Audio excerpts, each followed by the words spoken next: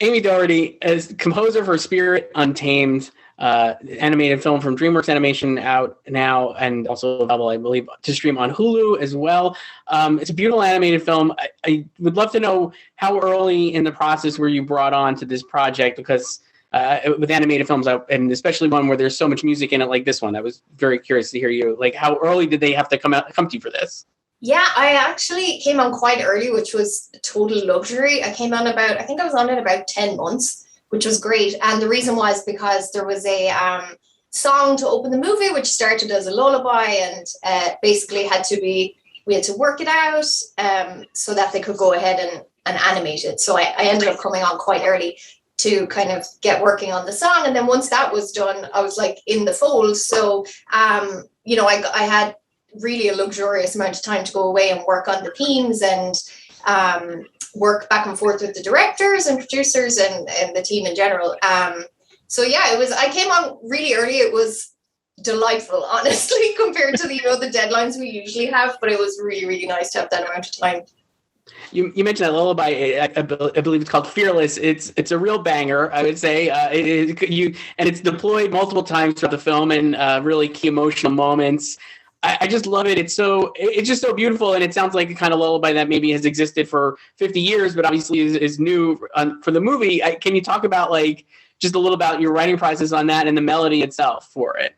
Yeah, well, thank you, because that was kind of the hope. We wanted it to sound like kind of a lullaby that a mother would sing to her child, and it has been passed down through generations. So it's very simplistic and has an innocence to it, like a very childlike innocence. And so when I first came on, we weren't sure if I was going to write Fearless, but I basically just asked, can I take a stab at this song, because I really wanted to kind of honestly have control of the melody, because I wanted to use the melody from the song throughout the film. So the melody kind of becomes the mother's character, who we lose in the first couple of minutes of the film.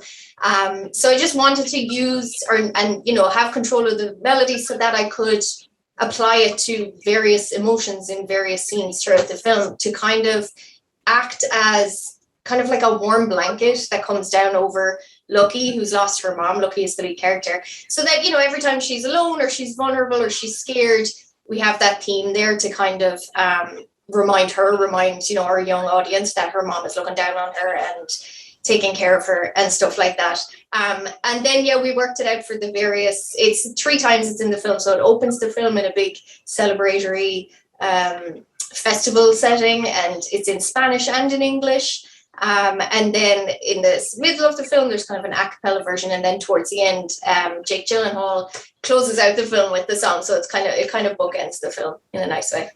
Yeah, you mentioned something really interesting there that I was thinking of when I was watching it, actually, about how you want the children who watch it to feel like warm, just like kind of thinking of how the child would do this. I watched it with my daughter, actually, and she's going to be 4, and she was really engaged, and I was also really engaged. And I noticed myself tearing up and getting emotional with some of your music, and obviously it played slightly differently for her. But I guess, can you talk about that when you're making something that's obviously, I don't know, targeted for children, but obviously has to also be a really emotional thing? How do you think about that for an animated movie like this? Yeah, that's something we definitely talked about a lot on this movie. In particular, some of the scarier scenes, and just pulling back and just honestly being led by our amazing director, Elaine Bogan, and co-director Ennio Torres. And just, sometimes I would pull back and just ask those questions, how scary can we really go with this, given that it's a film, it's a family film, but targeted towards that younger audience. So there were moments where we pulled back the tension a little bit, because, you have to be aware of the emotions of the children that will be watching it. So, and similarly for some of the sad moments, in particular, that scene towards the end, the goodbye scene, without giving spoilers,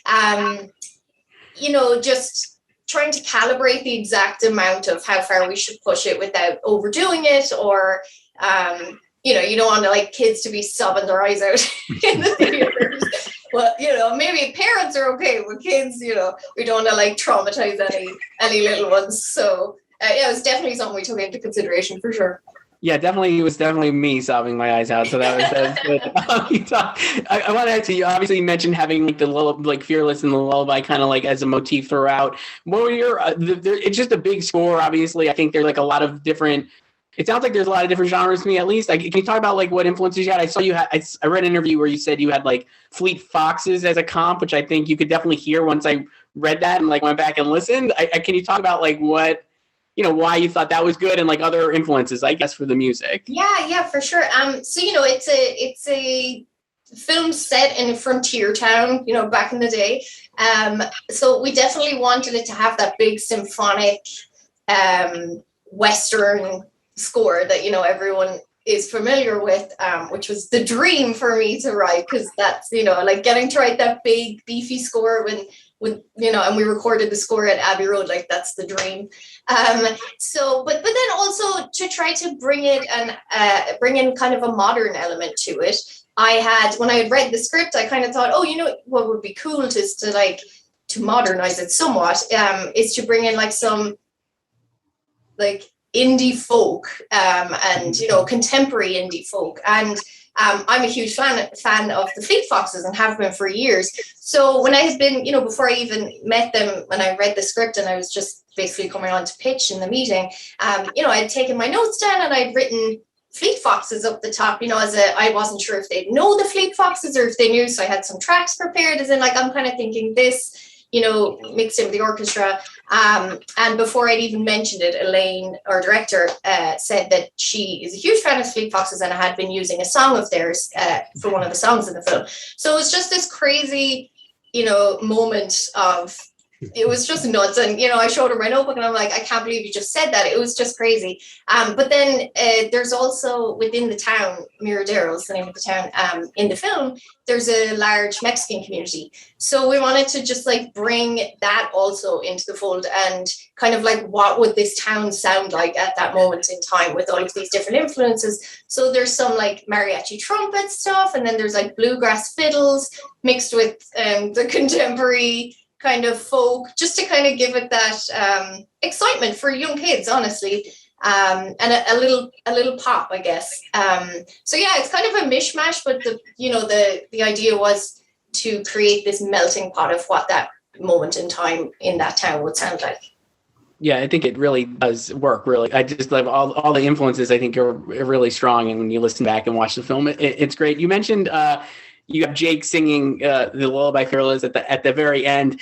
It's a great Jake. He's obviously a great singer. I guess can you but he starts so poorly, the character, because he's not a singer. Can you talk a little about just like what that was like?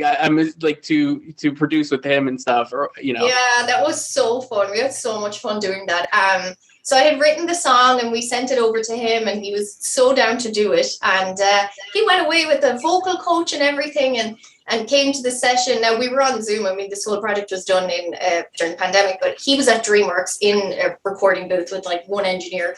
The rest of us directors, me, were on Zoom. So, but we could speak directly to him. So he came in, and his first pass, like you said, he's an amazing singer. I don't know if people know that about him, but he has a beautiful voice, and he had clearly gone away and done his homework, and like he nailed it. And so he does it, and then we're like, okay, but I was literally like, I need you to butcher this song, because he performs it. I mean, the point is that Jim is Lucky's dad in the movie, and he's basically singing the lullaby that her mother sang to her at the beginning of the movie when she's a baby. But he's not a very good singer, so it's this kind of endearing moment of he's really putting himself out there, and he's nervous. And so I have about, honestly, 50 or 60 takes of Jake just absolutely going hell for leather on it. And I was crying, laughing. Elaine was every time we turned back on our videos, like no one could speak. We were laughing so hard. But then we ended up coming around, and we had him do some versions where it's super sweet. And then we kind of came in the middle on it, really. It does have that kind of endearing, he's out of tune and it's funny, but there's a lot of heart in the performance as well. But it was really fun. It was really fun to record. Yeah, it's really fun. It's a really fun performance, and the movie is great fun as well. You can stream it now, and Spirit Untamed. Amie Doherty, thank you so much. Thank you. It's a great soundtrack, a score. Thank you. Thank you.